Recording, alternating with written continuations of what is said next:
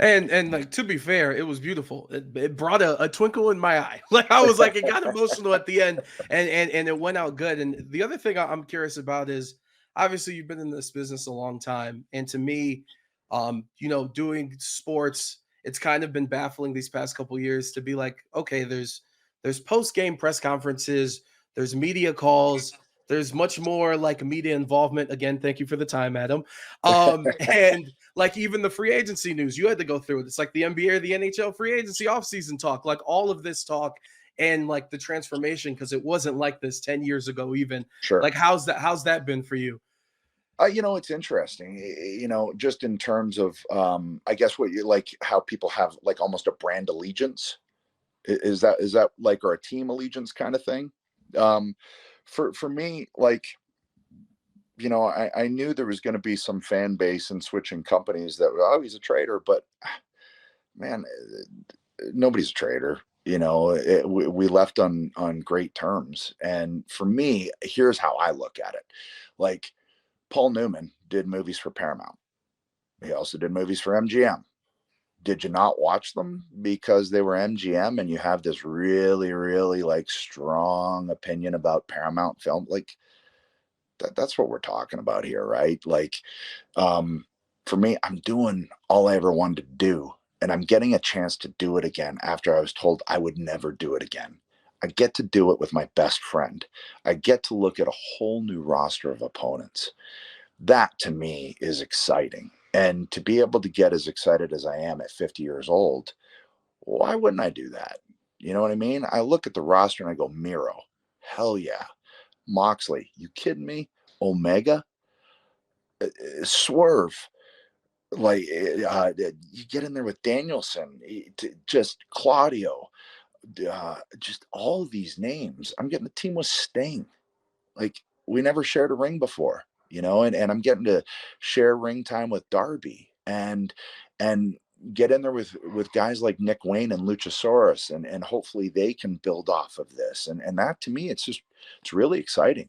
I have a limited time to be able to do this thing, and I wanted to go as hard as I could while I can. And there's something to be said for coming every 3 months and all of that, and it's easier on the body for sure. But I just wanted to get in as much as I could while I could. Listen, Adam, that passion is like, that gets me excited, because that's how I view the things that I do, and it's cool to see, because obviously, some people get burned out, and 25 years is a long time, and you've gone through like that roller coaster, that up and down, the ups and downs. I do, and also, like, even I know you've talked about how you talk to your kids, and they're like, Yeah. "Dad, do what makes you happy," which is like, my son's 4 years old. I hope I'm raising him right, for him to have that thought process when it comes to me. But then also, like, you shoot the vignette that played before you came out in Yeah. Seattle, and the unplanned Seattle Mariners fireworks go off to like make this picture perfect. Like, when you saw that footage, because obviously it was not planned, Yeah. were you kind of like, yeah, the universe is telling me that I'm doing the right thing?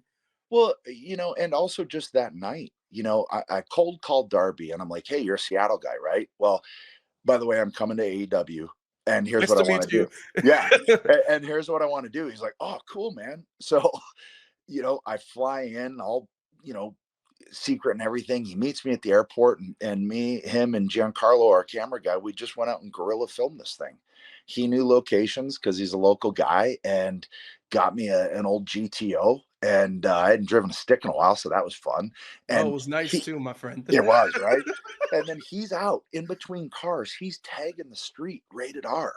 It's like, what are we doing? This is awesome. And we're flying drones and everything. It was so fun. And it took me back to like the feelings I had when I first got into this thing, when you really had to create your own momentum, create your own vision, create your own, like, you had to be so hands on with it. And that's what this feels like. And that, for a guy like me, um I'm always thinking of the creative. I'm always thinking of the visual. I'm always thinking of the audio. I'm thinking of every part of what happens in a story. I'm thinking of the package and how we can edit it together before the pay-per-view. And I'm building in those moments in matches. I'm building in those moments in promos so that they can be used later. So to be able to be a part, really, really hands-on with all of that for a guy like me, wired the way I am, that's, I mean, it's fun.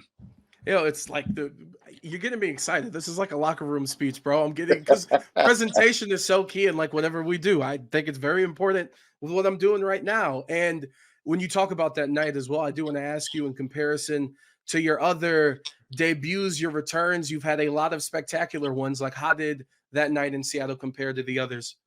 Well, this one was just so different, right? I feel like I became the king of the comeback, almost to the point of parody, where it's like, okay, I come back every 3 months. So every time I come back, it's almost like a comeback, right? This was coming back to be back. And I think that was what the difference was. Whether anybody knew that at the time, but this was coming back to be there, to be full time, to try and create as many stories as I can while I can with all of these talents that I've never laid hands on before. You know, that night was the first night I shared a ring with Darby, first night I shared a ring with Luchasaurus, first night I shared a ring with Nick Wayne, with Sting, all in my debut. I mean, and so far I've not wrestled someone that I've wrestled before. You know, I got in with the Righteous and Lance Archer the other night. That's fun. You know, I'm in there with all of these different characters, and that's, I don't know, it's just exciting, man. You know, at 50 years old, at this stage of my career, to have a wide open blank slate in front of me, I think anyone who's truly, really involved in the creative process and also really still loves what they do exactly the same thing I did.